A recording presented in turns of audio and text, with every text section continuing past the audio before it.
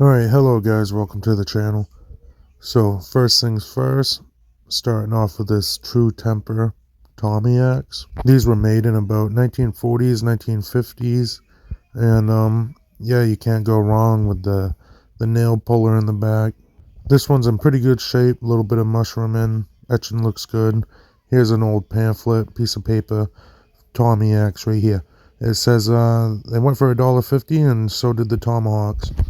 Now my second thing I got, the Sager Chemical Axe double bit. I believe this one's a narrow Michigan pattern. Feel free to comment if you disagree or agree. I don't know, I'm still learning every day.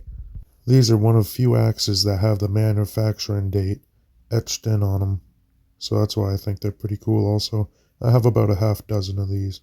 In a few minutes I'll show you a Sager Chemical I restored. Back to the Tommy axe.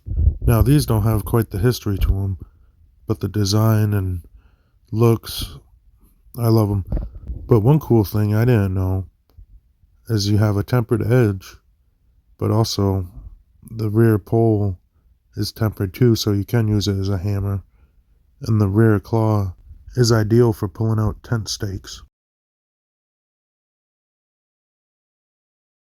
Well, that about wraps it up with the Tommy axe.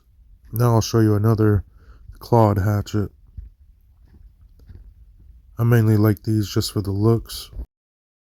This is an old Collins, which they've been making axes since 1826, and they had the Legitimus line that ran till 1966. Now back to the Sager Chemical. In 1895, William Sager and his 3 sons had a process of dipping the hot steel in an unknown chemical to help prevent rust. Now we don't know what the chemicals were, but that's where the name comes from. Axes between 1914 and 1950 had the manufacturer's date on them. Alright, so this is the one I half restored. I say half because the axe head wasn't touched, and it was hung on a white piece of wood, but I wood burned it a bit. We'll give it a look.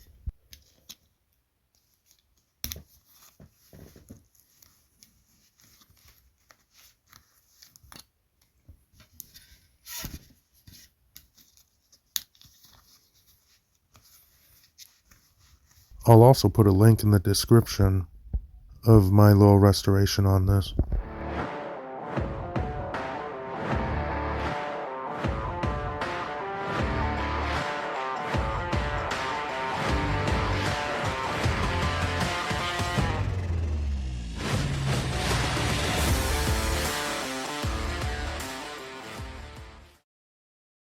Alright, so like I said, this one came with the handle on it.